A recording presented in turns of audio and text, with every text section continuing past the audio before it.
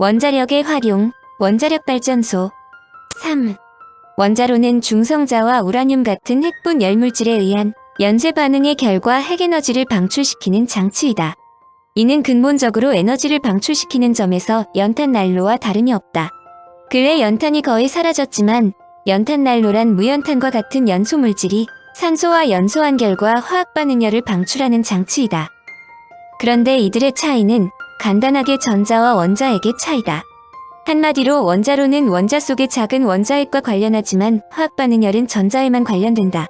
즉 무연탄이 탄다는 것은 각각 탄소와 산소의 제일 바깥쪽의 구역에 있는 최외곽 전자들의 조작에서 일어나는 것이다.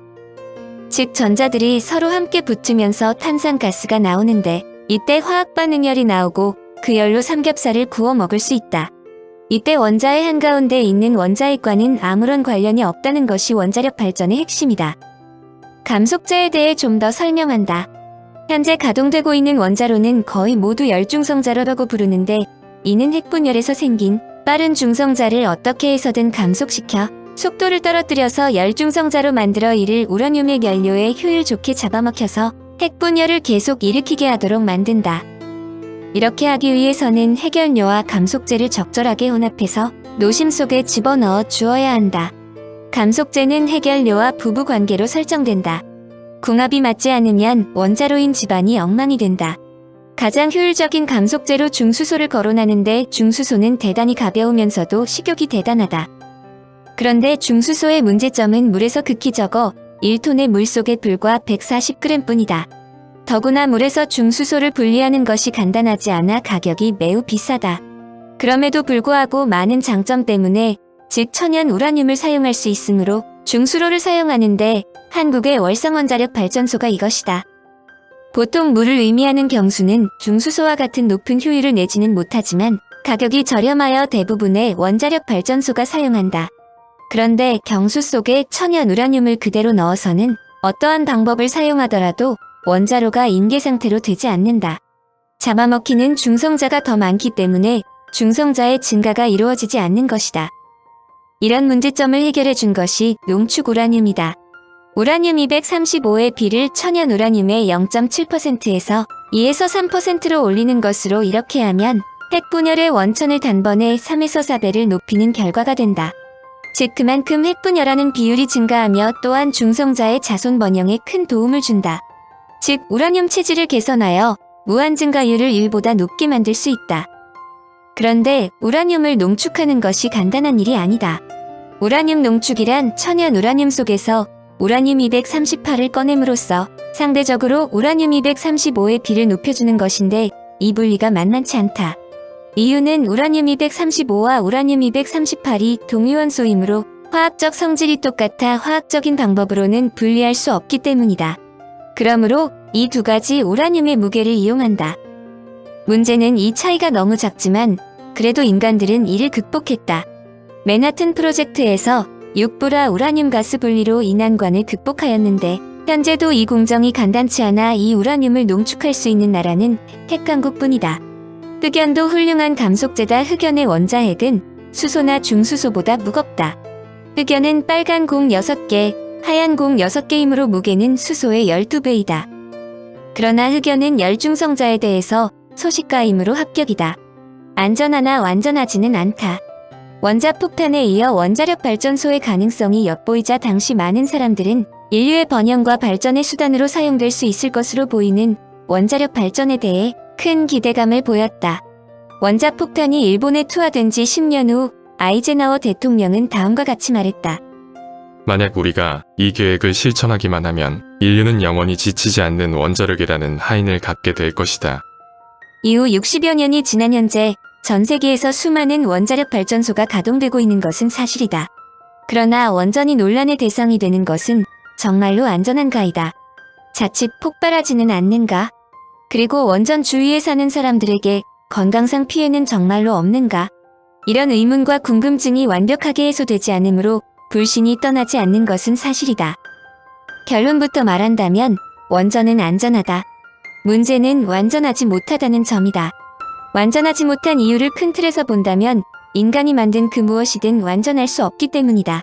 그런 사실을 원전에 관련하는 사람들이 모를 리 없다.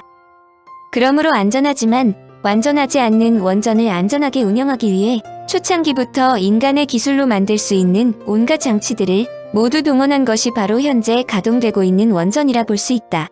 원전 안전하게 만들기. SF 영화의 큰 주제는 악당 천재 과학자가 나타나 세계를 정복하는 아이디어를 도출하는데, 이때 제기되는 아이디어 중 하나가 핵융합과 핵분열 기술이다. 한마디로 자유자재로 조종할 수 있는 수소폭탄과 원자폭탄을 마음대로 작동시키는 것이다. 영화의 속성상 정의의 용사가 나타나 악당 천재 과학자의 야욕을 수포로 돌리지만 인간사에서 악당이 반드시 패하는 것은 아니다.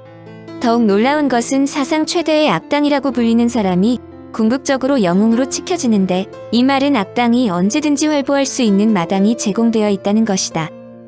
이 말은 과거의 악당이 현재의 영웅으로 인식된다면 현대의 악당이 미래의 영웅으로 불러질 수도 있다는 뜻이다.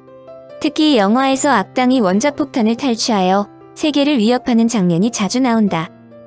원자폭탄처럼 매력적인 무기는 없다는 뜻으로도 이해되는데, 이때마나 발사 암호가 관건이 된다. 사실 핵무기가 기계의 고장이나 인간의 실수로 인하여 결코 취소할 수 없는 발사 명령이 내려지지 않으리라는 보장은 없다. 즉 히로시마나 나카사키에 투하된 의도적인 원자폭탄 발사는 제쳐두고라도 실수에 의한 폭발만 일어나도 한순간에 지구는 멸망할 수 있다. 이러한 걱정은 원자폭탄을 소유한 모든 국가들이 공통적으로 가지고 있는 말 못할 고민거리 중의 하나이다. SF 영화를 보면 주인공이 우여곡절을 겪은 후 원자폭탄으로 세계를 위협하는 악당을 처치하는 것으로 마무리되지만 인간사에 정말로 그렇게 될지는 의문된다. 이 문제에 관한 한 영화의 이야기는 과장되었다고 해도 과언이 아니다. 탈취된 원자폭탄에 관한 한 영화처럼 간단하게 발사가 되는 일이 아니기 때문이다. 더욱이 국정을 총괄하는 한 명의 주인공, 대통령에게 권총을 들이대어 한두 번의 암호 입력으로 발사되는 체계는 더욱 아니다. 일단 원자폭탄을 확보한 미국과 소련은 이러한 우려를 알고 총알 같은 대안을 내놓았다. 새로운 세계 전쟁의 위협은 항상 존재한다. 핵무기의 우발적 또는 무단 발사를 예방하기 위해 매우 단호한 안전 조치를 취해야 한다. 한마디로 자신들이 보유하고 있는 원자폭탄에 대해 만반의 안전 조치를 취할 여타 나라들은 원자폭탄을 가지려는 생각조차 꿈꾸지 말라는 뜻이다. 사실 원자폭탄에 대한 안전조치는 영화에서 보이는 것과는 차원을 달리한다. 1960년대 초 미국에서 매우 위험한 사고가 발생했다. 무려 23메가톤급의 원자폭탄을 실은 폭격기 한 대가 미국 본토에서 사고를 일으킨 것이다. 이 사고로 원자폭탄이 지상에 떨어졌는데 다행히 많은 안전장치 덕분에 폭발하지는 않았다. 후에 떨어진 원자폭탄을 회수해서 정밀 조사해보니 6개의 안전장치 중 5개가 풀려 있었다. 실로 아슬아슬한 순간이었다. 만약에 이 폭탄의 안전장치 중 남은 1개마저 풀어졌다면 어떤 일이 벌어졌을지는 구체적으로 설명하지 않아도 잘 알 수 있다. 24메가톤이라면 히로시마에 떨어진 원자폭탄의 약 1000배 이상에 해당한다. 영화를 보면 이런 경우 미국은 소련이 공격했다고 믿고 곧바로 반격에 나서 소련으로 대륙간 탄도미사일이 즉각 발사되고 원자폭탄을 탑재한 전폭기들이 소련을 향해 발진한다. 영문을 모르는 소련은 미국의 공격을 받자마자 곧바로 이에 맞서 원자폭탄 발사 명령을 내린다. 세계 3차 대전이 순식간에 벌어지고 지구는 완전히 쑥대밭이 된다. 원폭을 탑재한 폭격기 한 대의 고장이 순식간에 인류의 멸망을 초래할 수 있다는 것이다.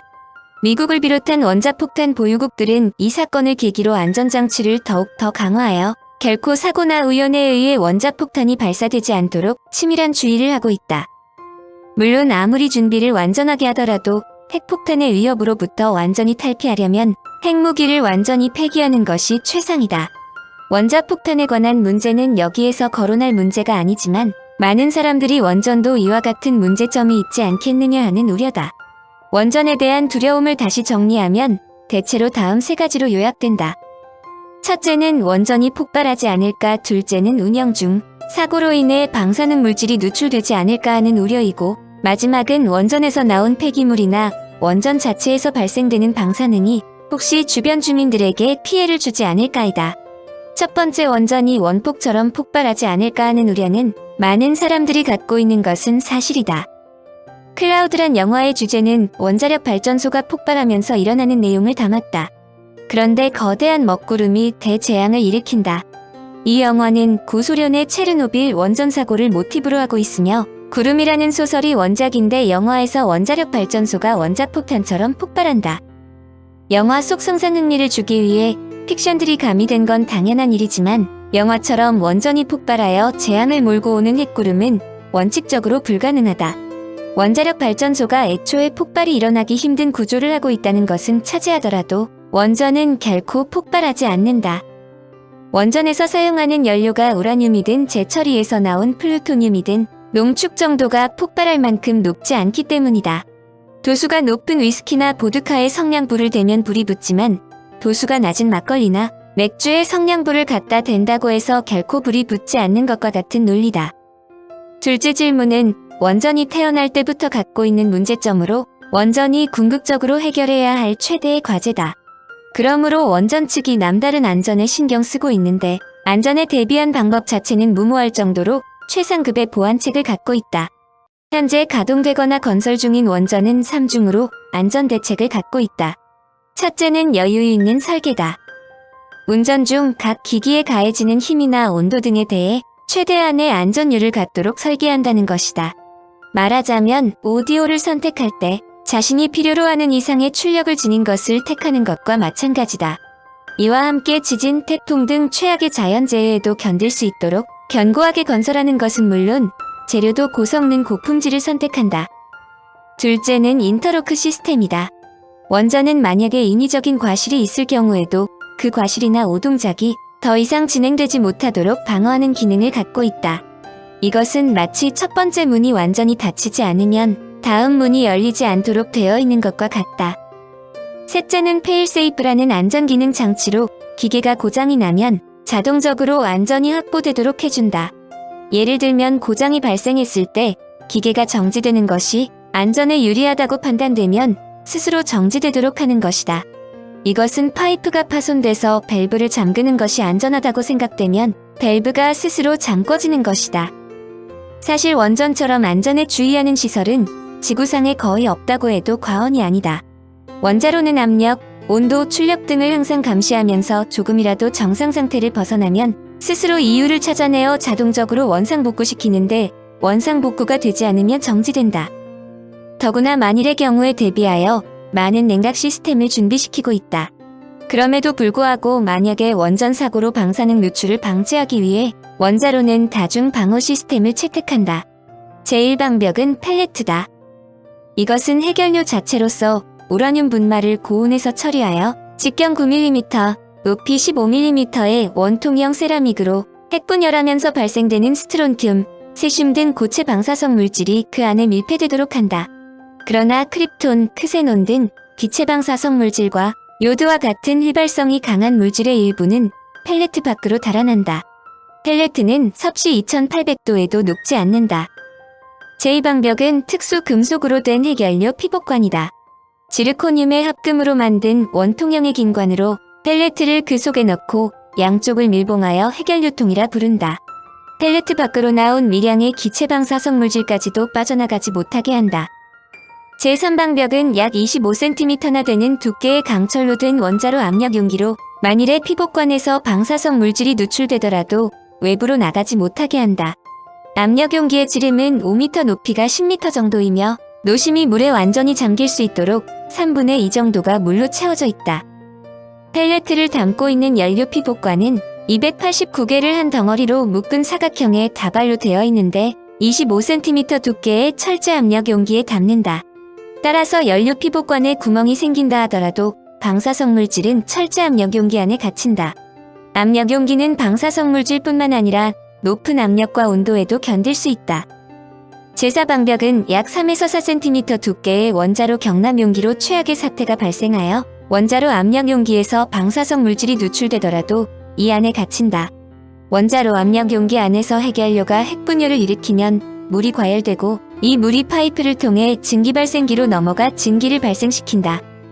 따라서 고온고압의 물이나 그 속에 함유된 방사성 물질이 원자로 압력 용기, 배관계통 증기발생기 가압장치 등을 지날 때 새어나갈 경우가 있더라도 이들을 경납 용기 안에 가둬둔다. 제호 방벽은 콘크리트로 된 원자로 건물이다.